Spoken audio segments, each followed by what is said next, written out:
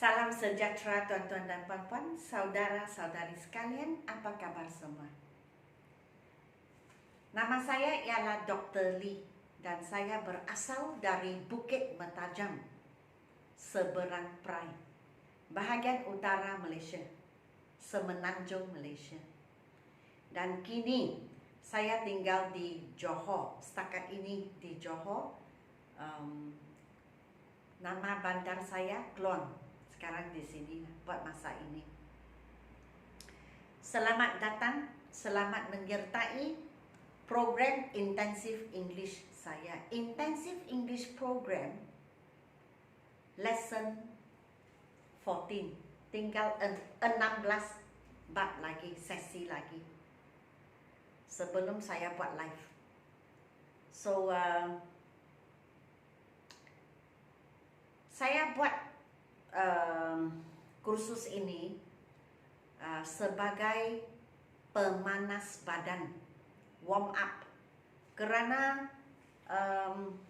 saya perlukan masa sebelum saya memuat naik buku kedua saya, Dwi Bahasa 40 bab. Saya akan memuat naik setiap muka surat dan soalan dalam video saya di YouTube dalam bahasa Melayu dan bahasa Inggeris, bahasa Cina. Jadi setakat ini sudah ada 2 buku yang telah saya menulis dan menerbitkan. Level 1, level 2. Level 2 itu Dwi Bahasa atas permintaan peminat-peminat saya di YouTube. Dan oleh sebab atau oleh kerana buku ini dalam jualan, dalam proses menjual, maka saya ingin tunggu sampai buku itu banyak sedikit dijual, barulah saya memuat naik. Jikalau tidak, ada orang yang belum beli buku tetapi saya sudah buat naik buku. Jadi mereka tidak ada kesempatan untuk memegang hard copy. Sebab itulah. Jadi jikalau kamu ingin membeli level 1 ataupun level 2, sila WhatsApp kepada saya 019 7878 299. Okey, dan beritahu saya sama ada kamu ingin memesan, menempel level 1, level 2 atau kedua-duanya. Dan sini kursus baharu selepas Hari Raya Aidilfitri 2022 selepas.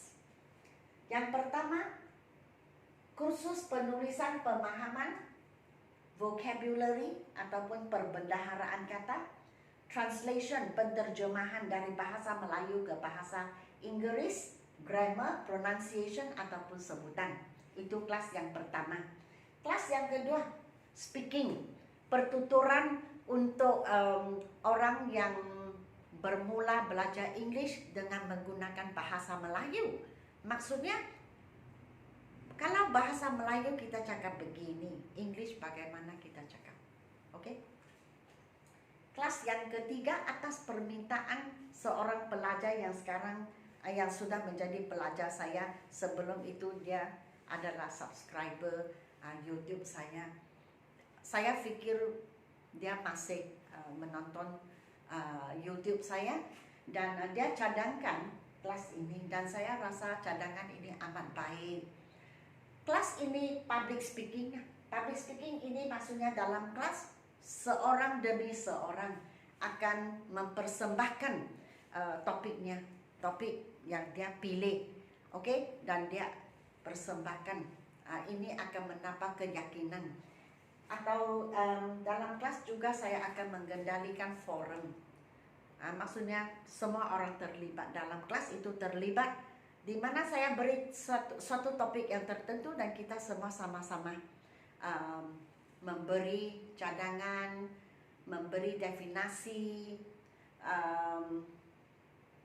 mengemukakan cara-cara untuk menyelesaikan masalah dan meminta pendapat orang lain, forum, dan lagi satu dialog ataupun English dialog 2 orang. Okey. Ini memang untuk orang yang boleh bertutur dalam bahasa Inggeris. They can speak English but not very well. masih belum berapa fasih tapi boleh cakap. Jadi ini akan menambah keyakinan, di samping itu memberi peluang untuk mereka lebih bercakap, bertutur dalam bahasa Inggeris supaya lebih baik lagi. Baiklah, bab yang ke-14. Nombor 1 itu sebagai arahan. So saya gunakan you, mengarahkan seseorang. So you finish your homework, you do your revision. You cannot go out with your friends. Mungkin ibu atau bapa lah kepada anak ya. So kamu habiskan kerja rumah, kamu buat ulang kaji. Kamu tidak boleh keluar dengan kawan-kawan kamu. Jadi bagaimana kita boleh gabung ayat majmuk, complex sentences? Bagaimana kita boleh gabung menjadi satu ayat tanpa mengubah maksudnya? Kadang-kadang apabila ayat panjang, kita ada orang yang sama ada dia penulis atau orang yang bertutur itu, dia akan lari, dia akan sesat. Jadi ayatnya panjang tetapi separuh jalan dia sendiri sesat. Jadi waktu kita dengar, kita rasa macam orang Melayu suka cakap pelik, begitu. Apa dia cakap ya? So walaupun kita ingin menaikkan tahap sendiri untuk membina ayat yang panjang, kita mesti pastikan nombor 1, kata hubung itu betul. Nombor 2, strukturnya betul. Maksudnya kepalanya di mana, ekornya di mana. Bagaimana kita susun ayat kita itu penting. Supaya kita tidak sendiri sesat. Itu penting. So yang ini saya gunakan unless, kecuali. So unless you finish your homework done and do your revision, you cannot go out with your friends. Ini satu syarat. Kecuali kamu habis buat kerja rumah dan membuat ulang kaji, kamu tidak boleh keluar dengan kawan-kawan kamu. Begitu. Ataupun unless itu di tengah-tengah ayat, boleh. Tapi kita mesti pindah, kita mesti susun semula. Belakang you cannot go out with your friends menjadi depan. Maka masa itu unless itu di tengah-tengah ayat. You cannot go out with your friends unless you finish your homework and do your revision. Jadi kamu tidak boleh keluar dengan kawan-kawan kamu kecuali kamu habiskan kerja rumah dan membuat ulang kaji. Begitu. Jadi saya gunakan 2, unless and dua-dua. Jadi ayat ini panjang dan tidak sesat jalan. Susunannya betul. Okay? Yang kedua, you can have the coffee, you can have the tea, you can't have both. Ini lebih kepada pertuturan. Kalau perkataan itu kita gunakan short form, bentuk pendek, biasanya digunakan dalam pertuturan. Yang ini cannot digunakan untuk penulisan. Kalau pertuturan cakap cannot, bolehkah? Tidak boleh. Okay? Ini secara formal, tidak formal pun boleh. Tapi ini tidak formal. Okay? Untuk bercakap, untuk bertutur, kita gunakan pendek lah. So, kamu boleh have maksudnya minum lah, atau memilih kopi, kamu boleh memilih tea. Kamu tak boleh dua-dua mau. So kalau saya gabung kedua-dua ayat ini menjadi satu ayat yang betul bagaimana? Ada 2. Yang pertama, you can have the coffee or tea, but you can't have both. Ini dia tak payah lagi lah, the coffee, the tea. Sebab dia boleh sama-sama kongsi. Okay? So, you can have the coffee or tea. Kamu boleh memilih atau mahu kopi atau teh, tetapi but you can't have both. Kamu tak boleh dua-dua pun mau. Itu jawapan yang pertama.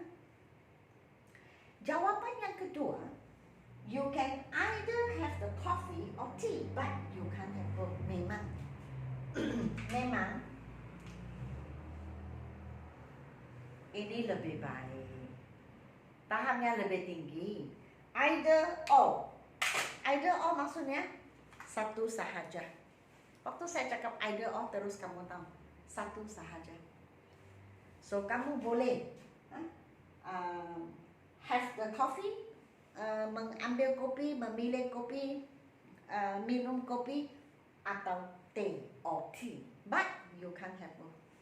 Kamu tak boleh pilih dua-dua.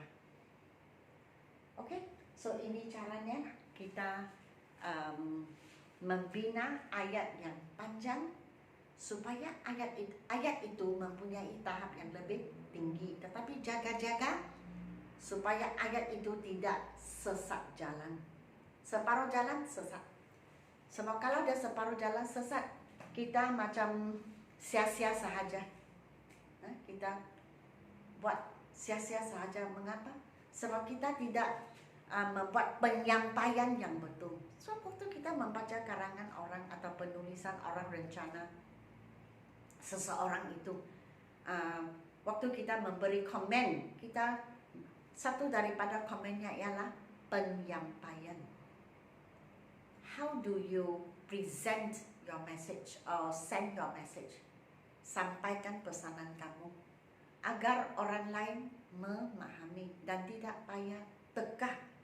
Paling bahaya ialah pemeriksa atau pembaca kertas kerja kamu harus meneka. Dia harus, apa dia cakap ya? Dia harus tegah. Adakah dia cakap begini? Atau dia cakap begitu? Adakah maksudnya begini? Adakah maksudnya begitu? So dia kena tegah. Jikalau dia terpaksa tegah, maksudnya penyampaian penulis itu tidak betul. Sebab itu kita mesti tegah. Rencana atau penulisan yang baik terus disampaikan ke pembaca. Kita baca, kita terus tahu apa yang dia ingin menyampaikan. Dan kita tidak tegak-tegak, adakah dia cakap ini, adakah dia cakap itu. Kalau situasi itu berlaku, maka penulisan itu tidak baik. Sebab itu, dalam pemeriksaan bahan-bahan Inggris, sama ada rencana atau email atau apa-apa yang kamu tulis itu, penyampaian itu adalah satu daripada bahagian yang kita tengok. How do you send your message? How do you forward your message? Do you make people understand what you are writing? Or do people have to guess when they read? Itu sangat penting. Okay? Of course, kita pun mesti jaga tata bahasa, penggunaan kosakata, vocabulary itu mesti betul. Di samping itulah. Okay? So, setakat ini sahaja. Dan jikalau kamu tidak ingin menyertai kursus yang begitu, yang ini kita kena committed, macam kena ikat begitu kan. So ini pun berpuluh-puluh jam, biasanya 20 jam, dan setiap kali sampai 20 jam pelajar masih tanya, dokter ada lagi kursus baru kak? So dia rasa macam suam-suam sahaja, belum panas lagi. Maksudnya dia macam dia ada belajar tetapi ingin lagi, inginkan lagi. So ini berpuluh-puluh jam.